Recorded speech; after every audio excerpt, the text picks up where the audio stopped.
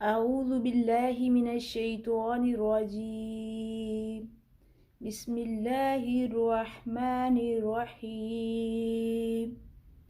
Dear students, السلام علیکم ورحمۃ اللہ وبرکاتہ.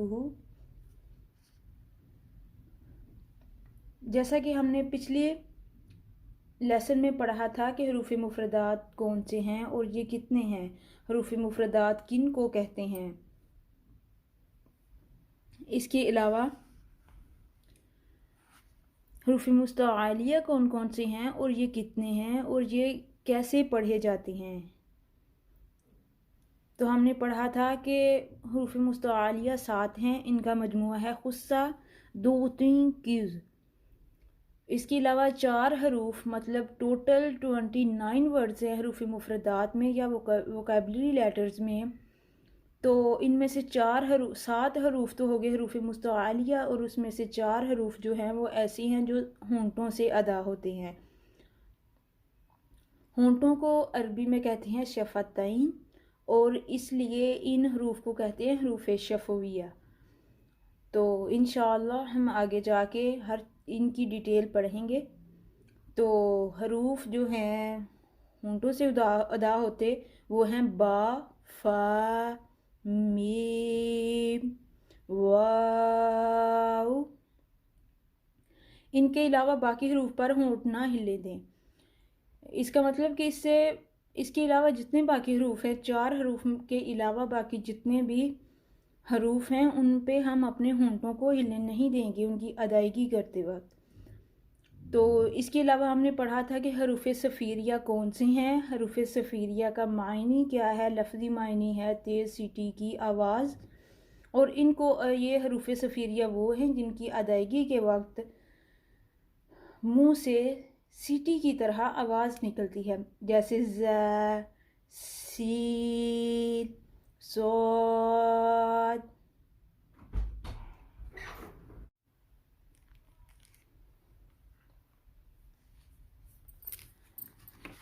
جیسے ہم ز، سی، صاد جب ہم ان کی ادائیگی کرتے ہیں تو یہ جو آواز آتی ہے اس کو ہم کہتے ہیں سیٹی کی آواز.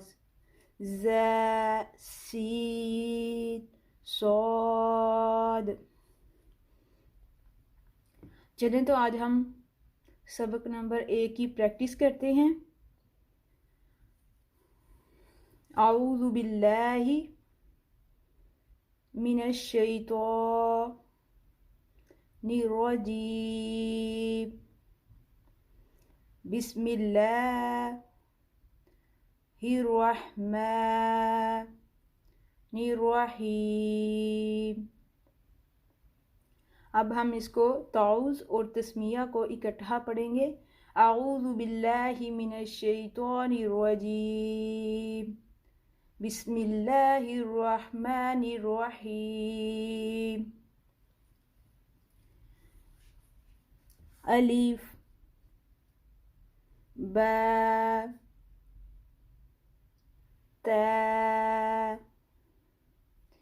جب ہم پڑھیں گے با تو ہم اس کو ایک الف کے برابر کھینچیں گے، اور ایک الف کے برابر کھینچنے کا سب سے آسان طریقہ یہ ہے کہ جب ہم اپنی مٹھی کو بند کریں گے اور پھر ہم آہستہ آہستہ کھول لیں. جب تک ہم ایسے آہستہ آہستہ کھولتے ہیں اس مقدار جتنی ہم اس کی ادائیگی کریں گے. با، تا،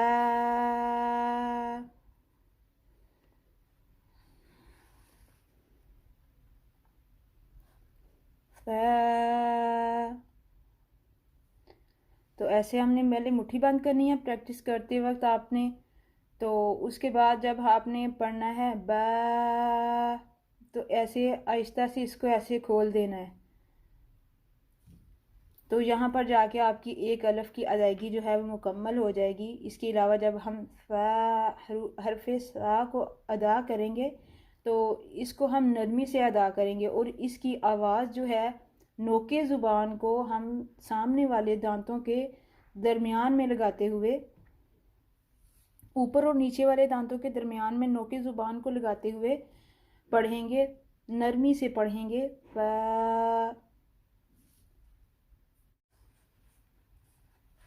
سین جو ہے یہ بھی حروف صفیریہ میں سے ہے. اس کی ادائیگی کے وقت بھی ہم پڑھیں گے، تیز سیٹی کی آواز نکالتے ہوئے اس کی ادائیگی کریں گے، اور اس کے اوپر مد ہے اس وجہ سے اس کو لمبا بھی کریں گے. جیسے کہ سی 2 اڑائی الف کے برابر. اگر 2 الف کے برابر بھی کر لیں تو بھی ٹھیک ہے، اڑائی الف کے برابر بھی کر لیں تو بھی ٹھیک ہے. تو سی اس کی ادائیگی کرتے وقت ہم ناک میں آواز ہرگز نہیں لے کے جائیں گے، کیونکہ ناک میں آواز لے جانے کو غنہ کہتے ہیں، اور یہ جو ہے ہماری مسٹیک ہو سکتی ہے. ہم ایسے نہیں پڑھیں گے سین، ہم پڑھیں گے سین. جیسے کہ اوپر جیم ہے تو اس کو بھی کچھ لوگ پڑھتے ہیں جیم، ناک میں آواز نہیں لے کے جانی. سادگی سے سادہ منہ کے مطلب جوف دہن منہ کو کہتے ہیں، منہ کے درمیان کو، تو وہاں سے آواز نکالتے ہوئے منہ کے درمیان میں سے ہم نے پڑھنا ہے جیم. بہت سے بچوں کی یہ مسٹیکس ہوتی ہیں، اور کئی قاری حضرات جو ہیں ان کی بھی میں نے دیکھا ہے کہ اس طرح مسٹیکس ہوتی ہیں. تو اس طرح آپ اس غلطی کو اپنی کو پریکٹس کر کے بار بار پریکٹس کر کے اس کو بہتر کریں. سین، شین. جو لفظ شین ہے اس کی ادائیگی کے وقت بھی ہم یہ نہیں کہیں گے شین، ناک میں آواز لے کر ہرگز نہیں جائیں گے. ہم سمپل ادائیگی کرتے ہوئے منہ کے درمیان سے آواز نکالتے ہوئے پڑھیں گے شین. آگے صاد ہے، اس پر مد ہے، اس کو بھی ہم، اور حروف مستعلیہ میں سے بھی ہے تو اس کو ہم پر بھی پڑھیں گے اور لمبا بھی کریں گے. صاد، داد. یہ جو داد، یہ جو میں کرتی ہوں، یہ دعا جو ہے حروف قلقلہ میں سے ہے، تو اس کا بھی ہم آگے جا کے پڑھیں گے اگلے اسباق میں. تو ابھی اس کو ادا کرتے وقت ہم جو ہے یہاں پر قلقلہ واضح کریں گے. صاد، داد. آگے تو، اس کو ہم تا حرف جو تا ہے اس کے بالکل اس کی طرح نہیں پڑھیں گے، ہم اس کو پڑھیں گے تو زو. ہم ان کو پر کر کے پڑھیں گے کیونکہ حروف مستعلیہ میں تو اور زو جو ہے وہ پر پڑھے جاتے ہیں، اس لیے ہم اس کی ادائیگی کرتے وقت ہم ان کو بھی پر پڑھیں گے. تو زو، عین. آئین کی ادائیگی کرتے وقت ہم آواز کو حلق کے درمیان سے نکالتے ہوئے ہم اس کو 2 یا اڑائی الف کے برابر لمبا کھینچ کر پڑھیں گے، اور اس کو بھی ہم ناک میں آواز لے جا کر نہیں پڑھیں گے، ہم پڑھیں گے آئین، نہ کہ عین. آگے غین جو ہے یہ بھی حروف حلقی میں سے ہے، تو غین جو ہے اس کی ہم ادائیگی کرتے وقت بھی ہم یہ نہیں کہیں گے غین، ہم پڑھیں گے غین، منہ کے درمیان میں سے آواز نکالتے ہوئے پڑھیں گے غین. فا، قاف. قاف جو ہے یہ بھی حروف قلقلہ میں سے بھی ہے اور حروف حلقی میں سے بھی ہے. تو آگے ہم کاف جو ہے باریک پڑھیں گے. کیف،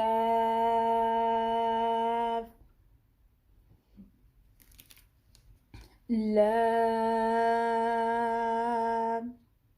لام جو ہے جیسے را اور لام یہ 2 مستعلیہ حروف میں سے نہیں ہیں، لیکن یہ پھر بھی ان کی ادائیگی کے وقت کچھ ایسی صورتیں ہیں جہاں پر یہ پر پڑھے جاتے ہیں، اور کچھ صورتیں ایسی ہیں جہاں پر لام اور را جو ہیں وہ باریک پڑھے جاتے ہیں.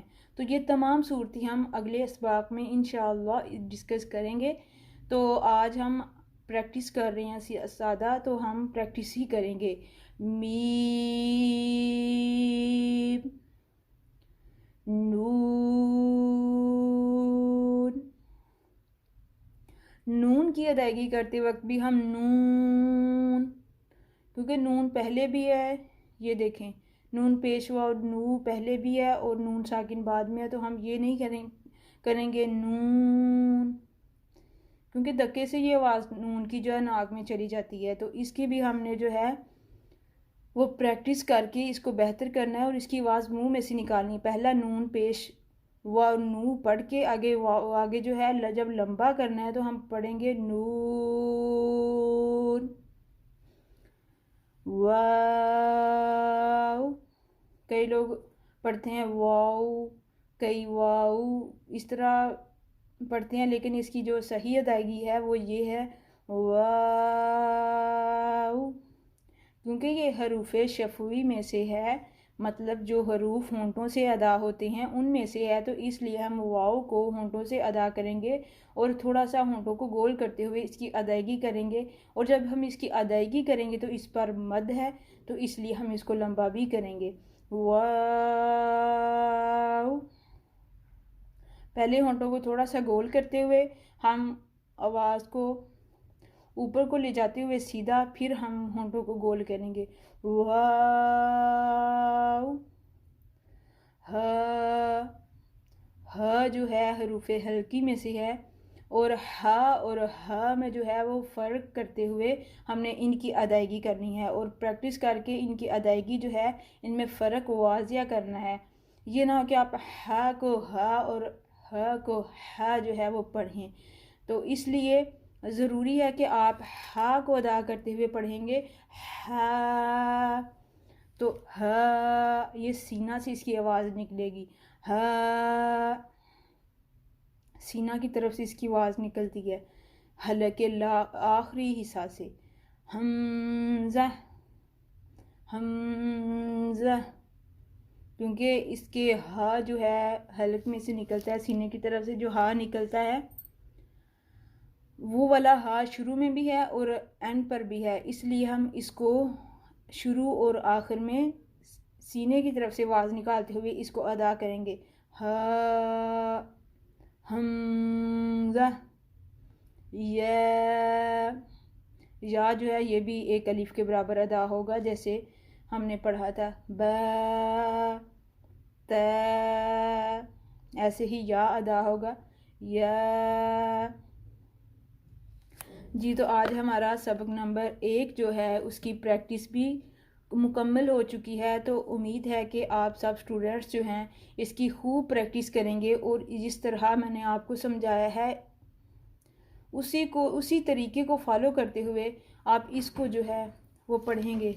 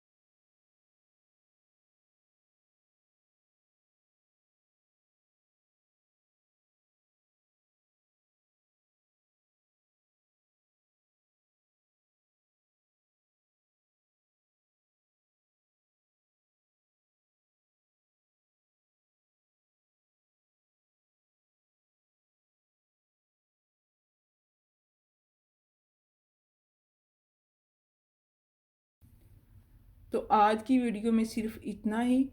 دعاؤں میں یاد رکھیے گا.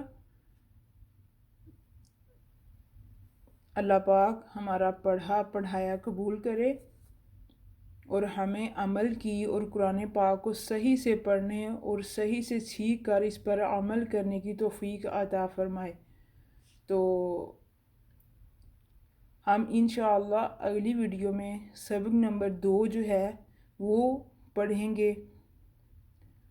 تو آپ تمام اسٹوڈینٹس نے جو ہے وہ پریکٹس کرنی ہے، اور جس طرح سے میں نے آپ کو بتایا اسی طریقے کو فالو کرتے ہوئے آپ نے مشق نمبر جو 1 ہے اس کی ادائیگی کرنی ہے. اور اگر کسی چیز کی سمجھ نہ آئے تو آپ تمام اسٹوڈینٹس نے کومنٹ میں پوچھنا ہے. میں آپ کو دوبارہ نئی ویڈیو بنا کر سینڈ کر دوں گی، اپلوڈ کر دوں گی یوٹیوب پہ، تاکہ آپ کو کسی اور طریقے سے اپلوڈ کر دوں گی، کسی اور طریقے سے سمجھا کر، تو تاکہ آپ کو اس طریقہ سے نہیں تو کسی اور طریقہ دوسرے طریقہ سے سمجھ آ جائے. تو میرا مقصد صرف یہ ہے کہ آپ تمام اسٹوڈینٹس جو ہے وہ قرآن پاک کو صحیح سے پڑھ کر، صحیح سے سیکھ کر صحیح پڑھنے کے قابل ہو جائیں، اور اگر آپ چاہیں تو بچوں کو بھی سکھا سکیں. اوکے، پھر اگلی ویڈیو میں ملتے ہیں انشاءاللہ عز و جل. اللہ حافظ.